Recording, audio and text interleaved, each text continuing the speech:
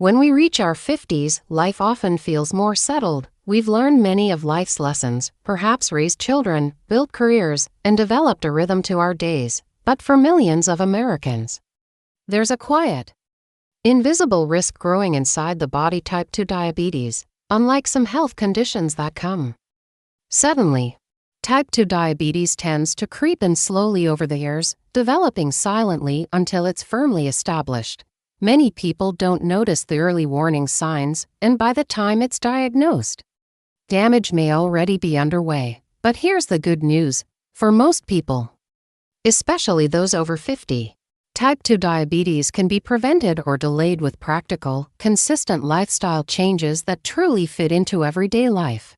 Let us start by understanding what's really happening inside the body when we talk about type 2 diabetes. At its core, this is a condition about how our body handles sugar, or glucose, which is our main source of energy. Every time we eat, especially foods containing carbohydrates like bread, pasta, rice, fruits, or sweets, our digestive system breaks them down into glucose. That glucose enters the bloodstream, and in response, our pancreas releases insulin, a hormone that acts like a key, unlocking cells so glucose can move from the blood into the cells, where it's used for energy.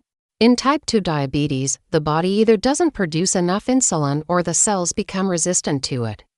This means glucose builds up in the blood instead of being used efficiently by the cells. Over time, high blood sugar can harm blood vessels, nerves, kidneys, eyes, and the heart. The risk increases with age, and after 50, our metabolism naturally slows down. We tend to lose muscle mass, and it becomes easier to gain weight, all factors that raise our risk. But age itself is not the enemy. The real factors are the daily choices we make and the habits we keep. I want to share the story of Martha, a 56-year-old retired teacher from Ohio. For most of her adult life, she was a busy woman who barely thought about her health. She was always on the go, grabbing quick meals between classes, often skipping breakfast, and treating herself to sugary coffee drinks to get through the day. After she retired, her routine became even less active. She enjoyed reading and knitting, but rarely exercised. She didn't feel sick until one day, during a routine checkup. Her doctor told her she was in the pre-diabetic range. Her blood sugar levels were higher than normal, and if she didn't make changes, she would likely develop type 2 diabetes within a few years. That news was a wake-up call. What's important here is that prediabetes is reversible. Martha could still turn things around, but she needed to act. Her doctor explained that the first steps involved looking at her diet, her activity level, her weight, and even her sleep patterns. For many people over 50, the first challenge is breaking old habits. We might think, I've eaten this way my whole life, and I'm fine. Or I'm too old to start exercising now. But the body is amazingly responsive at any age. Research shows that even modest changes, losing 5 to 7% of body weight, or adding just 30 minutes of walking most days, can cut the risk of developing type 2 diabetes by more than half. Let's talk about diet first. When we eat, not all carbohydrates are equal. Refined carbs like white bread, pastries, and sugary drinks cause rapid spikes in blood sugar, leading to more strain on the pancreas. Over time, this contributes to insulin resistance. Whole foods like vegetables, whole grains, legumes, nuts, and lean proteins help keep blood sugar more stable. One key concept is the glycemic index, a measure of how quickly foods raise blood sugar. Choosing lower glycemic foods, such as sweet potatoes instead of white potatoes, or brown rice instead of white rice, can make a big difference. Martha started with small swaps. She replaced her morning muffin with oatmeal topped with berries and walnuts. She cut her sugary coffee drink in half, then eventually switched to coffee with just a splash of milk. She began cooking more meals at home, using olive oil instead of butter, and loading her plate with vegetables before adding starches. At first, it felt like a sacrifice. But within weeks she noticed her energy improving and her cravings for sweets becoming less intense. Physical activity was the next piece of the puzzle. Exercise doesn't just burn calories, it helps the body use insulin more efficiently, reduces belly fat, and builds muscle. which naturally increases the body's ability to process glucose. For those over 50, the best exercise is the one you'll actually do consistently. For Martha, that meant walking. She began with 10 minutes a day, just around the block. Over time, she built up to 30 minutes, then added light hand weights twice a week. Her joints felt better, her mood lifted, and she started sleeping more soundly. Sleep, by the way, is often overlooked in diabetes prevention. Chronic poor sleep can disrupt hormones that control hunger and blood sugar. People who regularly sleep less than 6 hours a night are at higher risk for type 2 diabetes. Martha began setting a bedtime routine: no screens an hour before bed, a warm shower, and reading a physical book instead of scrolling on her phone. Stress management also played a role. Long-term stress can increase cortisol levels, which in turn can raise blood sugar. Martha joined a local meditation class and practiced deep breathing exercises each morning. By combining diet, movement, better sleep, and stress control, she lowered her blood sugar to normal within 6 months. The lesson from her journey is clear. Prevention is possible. And it doesn't require extreme measures, just consistent, realistic changes that add up over time. For many people over 50, the challenge is not knowing what to do, it's finding the motivation and consistency to keep doing it. Life at this stage can be full of responsibilities.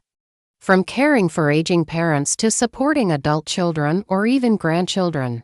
It's easy to put your own health on the back burner.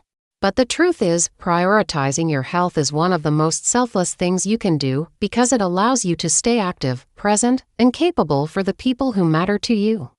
Think about your future self. Imagine 10 years from now. Do you see yourself traveling, playing with grandkids, enjoying hobbies, and living independently? Or do you see yourself managing medications, doctor visits, and complications that could have been prevented? Every choice you make now shapes that picture. This is not about perfection, it's about progress. Let's explore some of the most effective, science-backed habits to prevent type 2 diabetes after 50.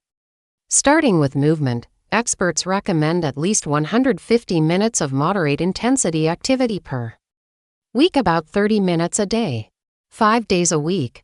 That could be brisk walking, cycling, swimming, dancing, or even gardening if it keeps your heart rate up. Strength training is equally important. Muscle acts like a sponge for glucose, helping clear it from the blood. As we age, we lose muscle mass naturally. But strength training twice a week can slow or reverse that loss. Resistance bands, light dumbbells, or even bodyweight exercises like squats and wall push-ups can make a big difference. If you have joint pain, water-based exercise or low-impact machines like elliptical trainers can be a safe alternative. Now let's talk about food in more detail, because what we eat directly impacts blood sugar control. A balanced plate for diabetes prevention often follows the half-plate rule. Fill half your plate with non-starchy vegetables like leafy greens, broccoli, peppers, or zucchini. 1/4 with lean protein like fish, chicken, tofu, or beans. And 1/4 with whole grains or starchy vegetables like quinoa, brown rice, or sweet potatoes. Portion control is key. Even healthy foods can raise blood sugar if eaten in excess. A good tip is to eat slowly, allowing your body time to signal fullness. Hydration is another piece of the puzzle. Sugary drinks are one of the fastest ways to spike blood sugar, so replacing soda, sweet tea, or juice with water, sparkling water, or unsweetened herbal tea is a simple but powerful change. Alcohol should be enjoyed in moderation, as it can affect blood sugar and add unnecessary calories. There's also growing research on the importance of fiber. Fiber slows digestion and the release of sugar into the bloodstream, which helps prevent spikes. Aim for at least 25 to 30 grams of fiber per day from foods like beans, lentils, berries, whole grains, and vegetables. For Martha, one of the biggest breakthroughs came when she learned to prepare quick, healthy snacks. Instead of reaching for cookies, she kept sliced carrots and hummus in the fridge, or a small handful of almonds in her bag. These choices didn't just lower her sugar intake, they kept her energy steady, reducing the afternoon crash that often leads to overeating. Beyond food and exercise, regular checkups are critical. blood sugar should be tested at least once a year, and more often if you have risk factors like being overweight, having a family history of diabetes, or having had gestational diabetes during pregnancy. Monitoring blood pressure and cholesterol is also important, as these conditions often occur together in what's called metabolic syndrome, which greatly increases the risk of heart disease and diabetes. Early detection means early action. Sleep and stress management, which we touched on earlier, deserve deeper attention. Poor sleep can lead to increased hunger hormones like ghrelin, decreased satiety hormones like leptin, and higher cortisol levels, all of which promote weight gain and insulin resistance, creating a calming bedtime routine. Keeping the bedroom dark and cool, and aiming for 7 to 8 hours of sleep can improve blood sugar control. Stress, meanwhile, triggers the release of glucose into the bloodstream as part of the body's fight or flight response. While this was useful in ancient times for escaping danger, today's constant low-level stress, traffic, work deadlines, financial concerns keeps blood sugar elevated unnecessarily. Techniques like mindfulness meditation, gentle yoga, tai chi, or simply spending time in nature can help. Social connections also play a surprisingly powerful role. People who are socially engaged tend to have healthier lifestyles and lower rates of chronic disease. Joining a walking group, cooking club, or community class can provide both accountability and emotional support, making it easier to maintain healthy habits. Martha discovered that when she walked with a neighbor 3 times a week, she looked forward to the conversation as much as the exercise. The social connection kept her committed even on days she didn't feel like going out. Remember, prevention is not a single action, it's a lifestyle. It's the sum of small, daily choices that accumulate into long-term protection. The beauty is that these same choices, eating well, moving regularly, sleeping deeply, managing stress, and staying socially connected, not only prevent diabetes but also improve heart health, brain function, mood, and overall quality of life. Every day is a new opportunity to make one choice that serves your future self. When we think about preventing type 2 diabetes after 50, it's important to understand that the journey is deeply personal. No two people start in the same place, and no two people face the same challenges. That's why your approach must fit your life, your preferences, and your unique circumstances. Let me share another story, this time about Robert, a 62-year-old grandfather from Arizona.